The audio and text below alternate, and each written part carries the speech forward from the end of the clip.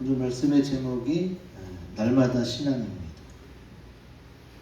날마다, 매일매일 주님께서는 우리에게 하루하루를 허락하십니다. 그 하루가 어제도 24시간이고 오늘도 24시간이에요. 계속 반복되죠. 그러다 보니까 우리가 매일매일 날마다 주어지는 하루를 소중히 생각하지 못할 수도 있어요. 왜? 계속 반복되니까. 그냥 계속 있을 것 같은 거지.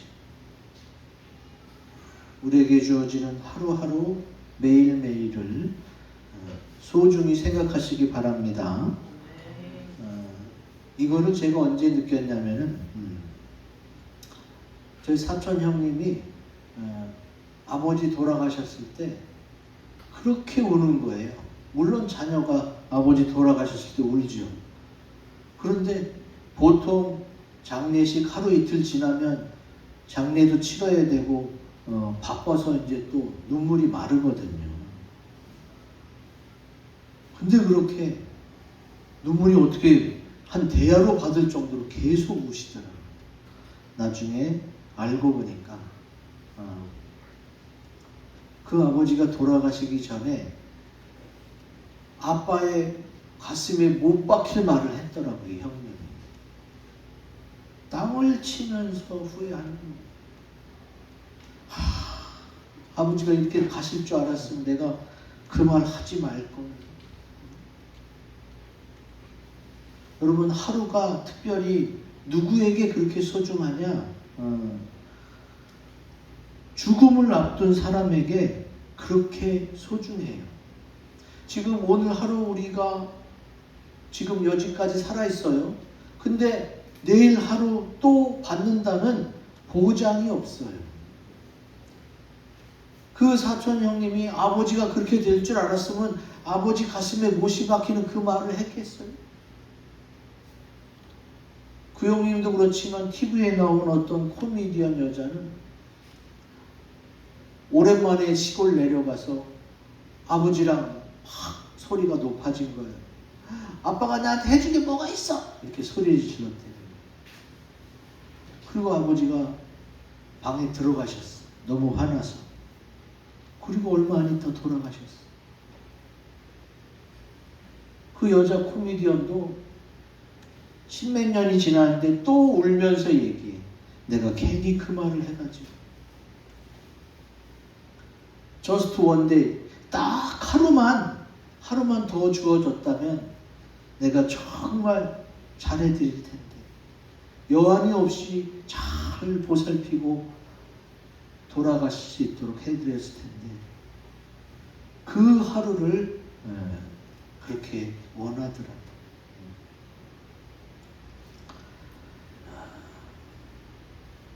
우리에게 날마다 매일이 주어집니다.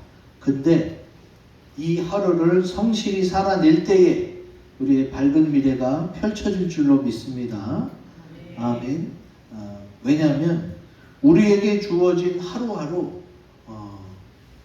어떤 개념으로 받아들이셔야 되냐. 열왕기상 8장 59절 같이 읽습니다. 시작. 여호와 앞에서 내가 간구한 이 말씀이 주야로 우리 하나님 여호와께 가까이 있게 하시옵고 또 주의 종의 일과 주의 백성 이스라엘의 일을 날마다 필요한 대로 돌아보사. 아멘. 지금 솔로몬이요, 하나님의 성전을 짓고 주님 앞에 봉헌 기도하는 거예요. 내가 간구한 이 말씀. 이게 지금 전체가 솔로몬의 봉헌 기도인데 마지막이 뭐예요? 날마다 필요한 대로 돌아보사. 여러분, 우리는 날마다 하나님이 필요한 줄로 믿습니다. 아멘. 하나님이 나가 급할 때, 죽으려고 할 때, 위험할 때, 일이 해결이 안 될 때만 필요한 게 아니에요. 하나님이 생명의 주관자고 모든 창조물의 주관자고 또 그 모든 생사화복의 주관자이기 때문에 날마다 하나님이 필요한 줄로 믿습니다. 하나님이 날마다 필요하다는 것은 하나님이 아니면 하나님이 주신 이 하루를 제대로 살아갈 수 없다는 이야기. 내가 얼마나 하나님을 의지하고 이 하루를 잘 살아내는지, 그리고 하루를 잠자기 전에 돌아봤을 때 오늘 하루 정말 뿌듯하다. 지금 내가 잠들고 바로 죽어도 여한이 없다. 그럴 정도의 하루를 살아보셨는지 모르겠어요. 정말 일을 많이 한 하루가 있거든요. 그리고 마음이 뿌듯한 하루가 있거든요. 근데 그 하루가 매일매일 날마다 계속돼야 된다는 거죠. 오늘 말씀을 통해서 내게 주어진 하루를 성실히 보내시고 날마다 후회 없는 하루를 보내시기를 기원 드립니다. 아멘. 자, 주님이 날마다 그리스도인에게 원하시는 것이 무엇인지 같이 읽습니다. 시작. 주의 말씀을 상고하고 전파하는 것입니다. 아멘. 오늘 말씀 11절, 17절에 나와요. 같이 한번 읽어봅니다. 시작. 베레아에 있는 사람들은 데살로니가에 있는 사람들보다 더 너그러워서 간절한 마음으로 말씀을 이것이 그러한가 하여 날마다 성경을 상고함으로 17절 회당에서는 유대인과 경건한 사람들과 또 장터에서는 날마다 만나는 사람들과 변론하니. 아멘. 오늘 본문에서는 베레아 사람들이 등장합니다. 베레아 사람들이 어떻게 해요? 날마다 성경을 상고해요. 그리고 사도 바울은 어떻게 해요? 날마다 만나는 사람들에게 변론해요. 이게 때가 되면 그때 한다는 게 아니에요. 그냥 매일매일 날마다 한다. 여기서 이 상고하다 요 원어를 찾아봤어요. 헬라어로 아나크리노. 자세히 조사하다, 면밀히 살피다, 신문하다, 검증하다, 사실 여부를 철저히 확인하다. 우리가 말씀 묵상 정도가 아니네? 놀랐어요. 저도. 성경을 상고한다. 그래, 묵상하고 큐티하고 이런 쪽으로 생각했는데 이게 이 상고가 뭐예요? 사실 여부를 확인하고 면밀히 살피고 신문하고 검증. 이 법적 용어였어요. 법적 용어. 아니, 말씀을 이 정도까지 해야 된다고? 상고하다가 더 쉽게 설명하면은 성경을 기준으로 다른 성경과 하나하나 대조하면서 사실인지 확인하며 깊이 연구하고 말씀을 비교하며 검증해서 하나님의 말씀으로 진리를 분별했다는. 굉장히 긴데 어쨌든 깊이 조사하고 비교하면서 확인했다는 거지. 아니, 성경을 그것도 매일매일 이렇게까지 해야 했느냐. 여러분, 우리가 날마다 성경을 읽자고 문자 메시지도 보내고 설교 말씀도 올리고 그러잖아요. 근데 이렇게까지 우리가 면밀히 조사하고 비교하고 검증 이 정도까지 못하잖아요. 근데 베레아 사람들은 어떻게 이렇게 날마다 이렇게 했을까? 왜 이렇게까지 했을까? 말씀을 전파하기 위해서. 자, 우리가 복음을 전해요. 예수님은 생명이야. 예수 믿어야 천국 가. 그러면 다른 사람들이 흘려듣거나 질문을 할 수가 있어. 왜 네가 전하는 예수가 생명이야? 왜 예수 믿어야만 천국 갈 수 있어? 이런 질문, 이런 궁금증이 어떻게 해요? 우리가 최대한 그가 이해할 정도로, 그가 받아들이지는 않을지는 그거는 그 사람 자유니까, 받아들이건 안 받아들이건 내 주장에 대해서 논리적인 뒷받침은 내가 준비해야 되는 거예요. 왜 이렇게까지 분석하고 검증하고 면밀히 연구했느냐? 말씀을 전파하기 위해서. 우리가 좀 전에 읽은 17절 보세요. 날마다 만나는 사람들과 변론했어요.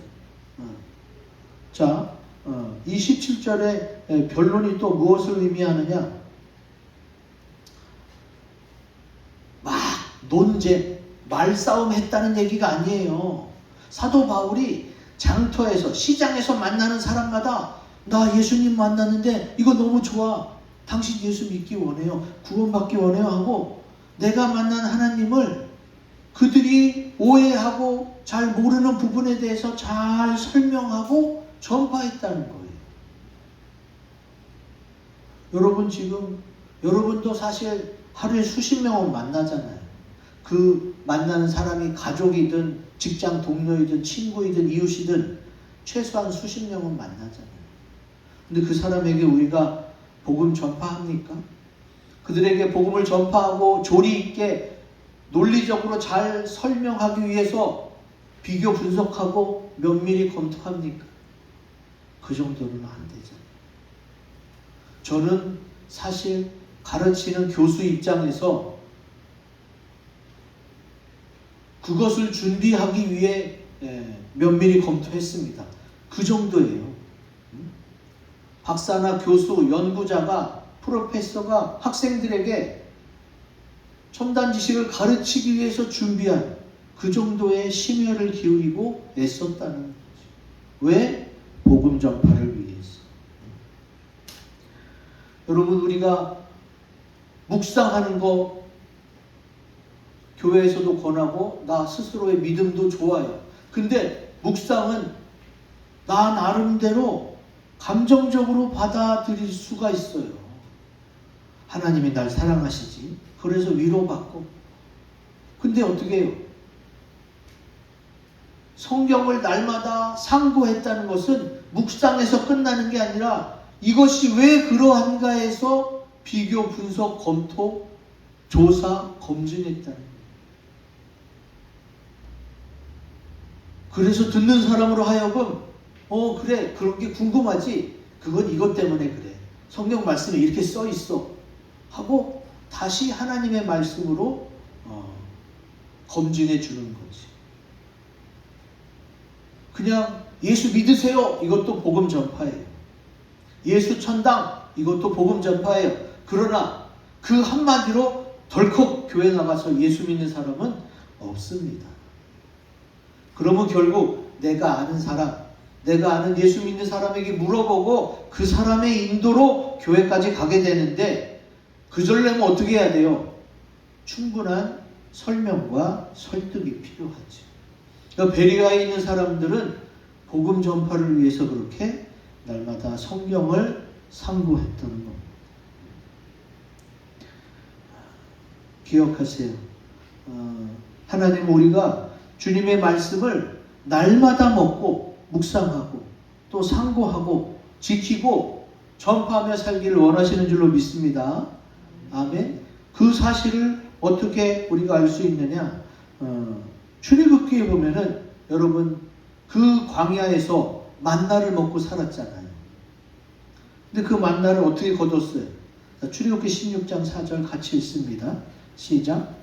그때 여호와께서 모세에게 이르시되 보라 내가 너희를 위하여 하늘에서 양식을 비같이 내리리니 백성이 나가서 일용할 것을 날마다 거둘 것이라. 아멘. 이게 아주 중요합니다. 하늘에서 양식을 비같이 내리는데 일용할 것을 날마다 거두라는 거예요. 날마다. 왜 하나님이 이렇게 하셨을까? 자, 여러분 이 하늘에서 내리는 만나는요 신기하게 하루만 지나면 싹 썩어서 없어져요. 그런데 안식일 전날은 거둔 만나가 이틀 동안 가요. 안식일 전날만 딱 이틀 가는 거예요. 왜? 주일날, 안식일날 밖에 나가서 만나 걷지 않고 그냥 쉬라고. 안식일은 안식해야 되니까 안식일 전날만 그 매일같이 썩어 없어지던 만나가 그날은 멀쩡. 자, 그렇게 할 수 있는 하나님이 한 번 거두면 일주일 가게 못하겠어요? 하나님은 만나 한 번 거두면 그 양식이 일주일 가게도 할 수 있는 분이에요. 그런데 왜 일주일에 한 번 거두는 게 아니라 날마다 거두게 하셨느냐? 날마다 양식을 먹어야 하기 때문에. 여러분, 하나님의 말씀을 매일매일 날마다 묵상하시기 바랍니다. 읽으시기 바라요.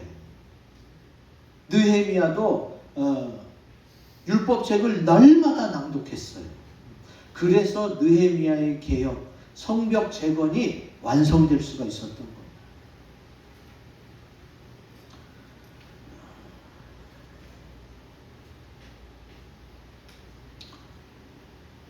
하나님께서는 그 광야에서, 먹을 것이 없는 그 광야에서 장정만 60만 명, 남녀노소를 다 하면 약 200만에서 300만 명이나 되는 그 많은 백성들을 어떻게 해요? 40년 동안이나 먹이셨는데 날마다 일용할 양식을 거두겠다. 왜 그러셨을까? 하나님의 말씀은 날마다 먹어야 되기 때문에 그렇습니다. 그리고 날마다 먹으면 어떻게 해요? 먹은 것으로 끝나? 그게 아니란 말이에요. 시편 96편 2절 같이 읽습니다. 시작. 여호와께 노래하여 그의 이름을 송축하며 그의 구원을 날마다 전파할지어다. 아멘. 우리가 나의 신앙생활, 나의 믿음을 유지하기 위해서, 더 성장하기 위해서도 말씀을 먹어야 되지만, 하늘 양식을 먹어야 되지만, 그것을 나만 알고 있으면 안 되고 내 가족, 이웃, 형제, 자매, 친척 증거하고 전파해야죠. 주님이 매일매일 날마다 그리스도인 되게 원하시는 것은 그거예요. 구약에 날마다 양식을 줄 때도 그것 때문에 그런 거고, 또 베레아 사람들을 통해 성경을 기록한 그 이유도 바로 그겁니다. 이제 성경 읽을 때 무슨 내용인지 몰라도 상관없어요. 어차피 영의 양식이야. 마음의 양식도 되지만 첫 번째가 영의 양식이기 때문에 내가 이걸 이해를 못해도 내 영은 잘 받아 먹습니다. 그래서 우선 읽어야 돼. 말씀을 읽고 묵상하고 그리고 기도하고 그리고 한 사람에게라도 전파하고 이렇게 매일매일 사는 것을 우리 주님이 원하시는 줄로 믿습니다. 앞으로 그렇게 사시기 바랍니다. 아멘. 자, 두 번째, 주님이 날마다 그리스도인에게 원하시는 것 같이 읽습니다. 시작. 날마다 제 십자가를 지고 주님을 증거하는 것입니다. 아멘. 주님께서 제자들에게 하신 말씀이에요. 누가복음 9장 23절 같이 읽습니다. 시작. 또 우리에게 이르시되 아무든지 나를 따라오려거든 자기를 부인하고 날마다 제 십자가를 지고 나를 따를 것이니라. 아멘. 주님께서 주님의 제자들에게 어떻게 해요? 나를 따라오려거든. 주님을 따라 그 제자가 되려는 사람들에게 자기를 부인하고 날마다 제 십자가를 지고 따라오라고 말씀하세요. 그냥 주일날만 한번 십자가 졌다가 내려놓고 그리고 이제 일주일 동안 편하게 살다가 다시 주일날 또 십자가 지고 이게 아니에요. 자, 지금 우리가 주일날 모여서 예배를 드리잖아요. 그럼 이게 십자가 지는 거고 이제 어떻게 세상에 나가면은 세상 사람들하고 똑같아. 저 사람이 예수 믿는 사람인지 주변에 아무도 몰라. 많은 크리스찬들이 그렇게 삽니다. 그러면 나도 그렇게 살아야겠어요? 주님이 날마다 그리스도인에게 원하시는 건 뭐예요? 너는 나의 증인이 되어라. 그리스도인이에요. 크리스천, 예수 믿는 사람. 내가 예수 믿는 사람으로 예수님을 나타내야 되는 거예요. 그러니까 주일날만 여기 와서 예배 시간에만 경건하면 되는 게 아니에요. 오히려 7일 내내 7일 내내 그리스도인으로 살아야 되는 거예요. 7일 내내. 근데 그게 뭐예요? 자기 십자가를 지는 거예요. 여러분의 십자가는 뭡니까? 십자가를 진다는 것은 한마디로 육신적인 나, 이건 죽는 거예요. 육신적인 나, 세상적인 나, 주님을 만나기 전에 옛사람 나는 죽는 거예요. 그게 십자가를 지고. 예수님이 십자가 지고 돌아가셨잖아요. 그냥 십자가를 지고 운반한 게 아니에요. 예수님은 십자가에서 달려 죽으셨어요. 그러니까 주님이 우리에게 십자가를 지라는 것은 너도 죽으라는 얘기예요. 육신의 나, 주님을 만나기 이전의 옛사람, 세상적인 나는 죽는 겁니다. 그래서 사도 바울이 이런 고백을 했어요.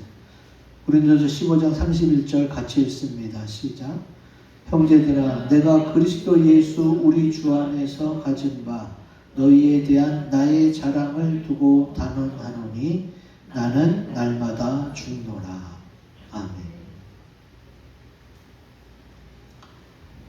사도 바울이 하나님의 큰 은혜를 받고 복음을 증거하면서 살아가는데 맨날 기분 좋고 맨날 붕 떠 있는 그런 생활이 아니었던 거죠. 그렇게 되려면 어떻게 해야 돼요? 육신의 나를 죽여야만 되는 거예요. 하나님으로 기뻐하려면 어떻게 해요? 육신의 나는 죽여야 되는 거예요.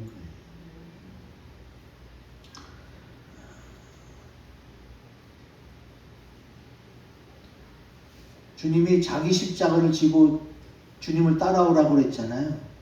내가 내 십자가를 지고 결국 내 육신의 나를 죽이면 어떻게 해요? 내 안에 계신, 내가 생명의 주로 받아들인 예수님이 내 안에 계시고 내 안에 계신 예수님이 드러나게 되고 어떻게 해요? 그리스도인다운 말과 행동이 주님을 증거하며 나타낼 수가 있게 되는 거예요. 여러분 한번 해보세요. 어렵지 않아요. 세상에서는 나 괜찮은 사람이야, 착하고 다른 사람한테 칭찬받아. 근데 그렇다고 해서 주님한테도 칭찬받을까요? 주님이 원하시는 그리스도인은 세상에서 칭찬받는 게 아니라 하나님께 칭찬을 받아요. 하나님께. 왜? 하나님이 생명을 주셨으니까. 주님이 원하는 게 뭐예요? 너의 십자가를 지고 육신적인 너는 죽고 내 안에 너를 위해 십자가 지시고 피 흘리신 예수님을 나타내려는 거죠. 갈라디아서 2장 20절 같이 읽습니다. 시작. 내가 그리스도와 함께 십자가에 못 박혔나니 그런즉 이제는 내가 사는 것이 아니요 오직 내 안에 그리스도께서 사시는 것이라. 아멘. 주님이 나보고 십자가를 지라고 할 때에 육신의 나는 죽는 것이고, 그리고 이제 하나님이 주신 새 생명 그리스도 안에 예수 그리스도를 받아들인 내 안에 주님이 주시는 마음, 주님이 주시는 생각, 주님이 원하시는 삶의 모습으로 나아갈 때 어떻게 해요? 그리스도인으로 살아가게 되는 거지.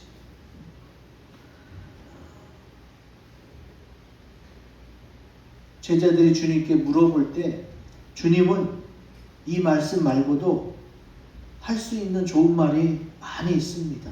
여러분 좋은 말씀 성경에 많이 있잖아요. 그 많은 좋은 말씀 가운데 왜 하필이면 예수님께서 네가 나를 따라오려거든, 네가 나의 제자가 되려거든 십자가를 지라고 말씀하셨을까? 성경에 좋은 말 많은 거 여러분 다 아시잖아요. 왜 그 많은 말 중에 꼭 이 말을 하셨을까? 생각해 봐야 돼. 성령을 받아 육신을 이기고 영을 따라 살라는 게 주님의 뜻이에요. 십자가를 지는 것은 육신의 나는 죽는 거라고 그랬잖아요. 그러면 하나님이 내 육신을 꼭 죽이려고 왜 그러시나? 살리려고 하시는 거예요. 살리려고. 로마서 8장 11절 같이 읽습니다. 시작. 예수를 죽은 자 가운데서 살리신 이의 영이 너희 안에 거하시면 그리스도 예수를 죽은 자 가운데서 살리신 이가 너희 안에 거하시는 그의 영으로 말미암아 너희 죽을 몸도 살리시리라. 아멘. 우리는 거기까지 생각을 못해요. 그냥 이 세상에 태어났고 이 세상에서 살아야 되니까 이 세상에서 잘 살게 해주세요. 이 세상에서 높아지고 이름도 좀 내고 좀 떵떵거리며 살게 해주세요 하고 우리는 자꾸 세상의 소망을 이야기하고 세상에서 높아지는 걸 자꾸 기도하는데 주님은 그게 목표가 아니에요. 이 세상에서 살아봤자 100살, 120살 그 이상은 살기 힘들어요. 근데 하나님은 영원하신 분이니까 나와 영원히 살길 원해. 그러니까 100년의 이 세상의 삶이 아니라 영원한 삶을 위해서 어떻게 해요? 너희 죽을 몸을 살리시려고 그러는 거예요, 주님. 그게 정말 나를 위한 하나님의 사랑인 줄로 믿습니다. 여러분 지금 애가 막 사탕을 달라고 울어요. 그런데 사탕을 자꾸 주면 어떻게 돼? 얘는 나중에 이가 썩어서 어려서부터 이렇게 보철 껴야 되고 평생을 고생한다. 그걸 부모님이 아니까 어떻게 해요?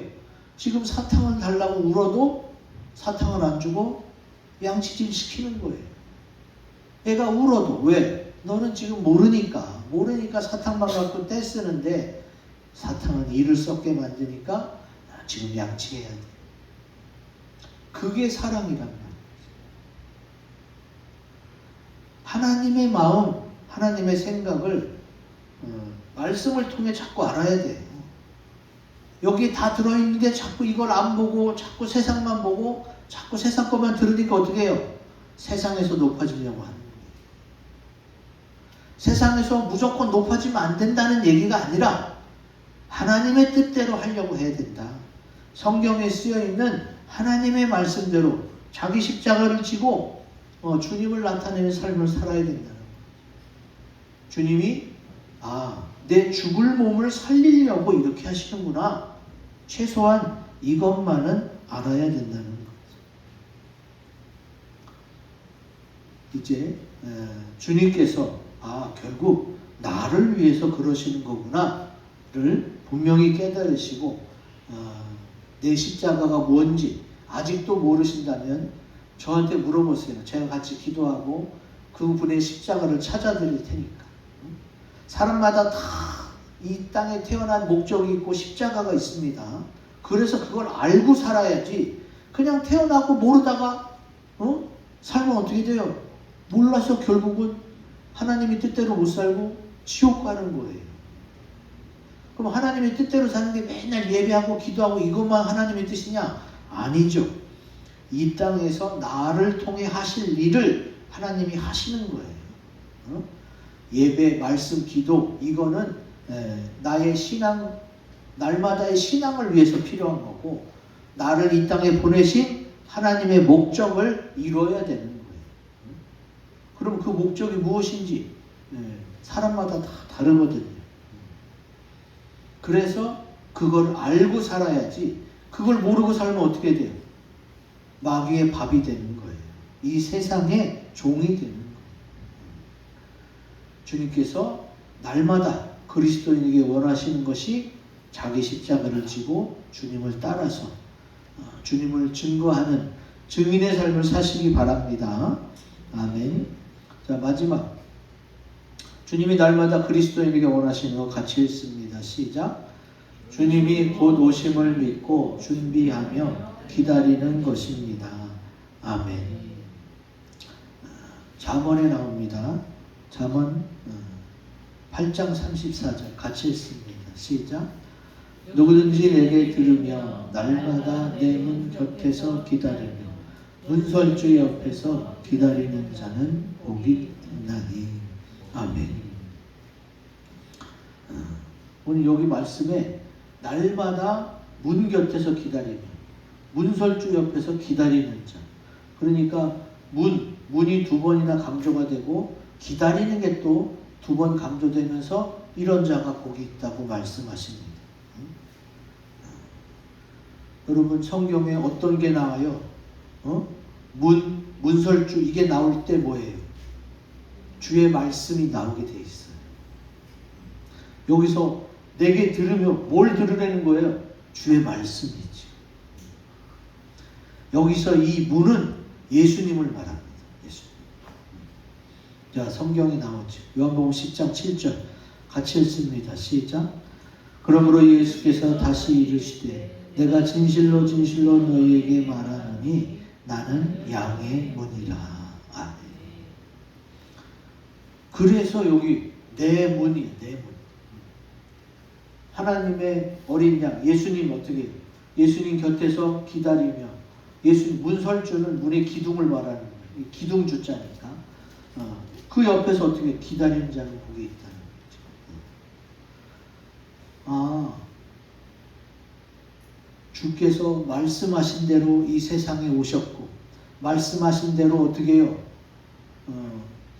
십자가에 달려 돌아가셨고 말씀하신 대로 3일 만에 부활하셨어요. 주님은 반드시 하나님의 뜻대로 하나님의 말씀대로 움직이신 걸 알 수가 있습니다. 그리고 이 땅에 태어난 이상 주님의 말씀을 들으면서 복도 받아야 되죠. 우리는 이미 많은 복을 받았지만 앞으로도 복은 계속 받는 게 더 좋지요. 그 복 중에 주님이 주시는 큰 복이 뭐냐? 말씀을 지키는 자가 받는 말씀을 지키는 자. 이게 성경 요한계시록에 나옵니다. 22장 7절 같이 읽습니다. 시작. 보라 내가 속히 오리니 이 두루마리의 예언의 말씀을 지키는 자는 복이 있으리라 하더라. 아멘. 예전에는 이렇게 두루마리에다가 성경을 써놨거든요. 지금처럼 이런 종이가 없잖아. 종이가 없으니까 어떻게 해요? 양피 가죽 이런 데다가 써갖고 둘둘 말아서 보관해놨단 말이에요. 우리나라 사극에도 보면 어떻게 돼요?